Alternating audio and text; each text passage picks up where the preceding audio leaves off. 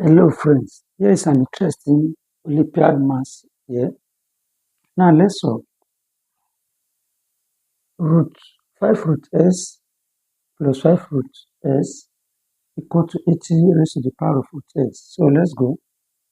Let's single out this. This divide 5 root s divide s, you get 1. 5 root s divide 5 root s, you get 1 equal to 80 root s. Now this is 5 raised to the power of s times 2 equal to 80 s. Now from here, now we want to see that root s stands alone on one side. So what do we do? Let's divide both sides by 5 root s. 5 raised to the power of root s. 5 raised to the power of root s. This and this will go. Then we are left with 2. Don't forget this raised to the power of 1. Now from here, 80. Let's single them out over 5 raised to the power of root s. 80 raised to the power of root s, you get this. 5 raised to the power of root s, you get this back. Now what do we do? Let's divide from here. This is 2 raised to the power 1 equal to 80 divide 5, we get 16. We get 16.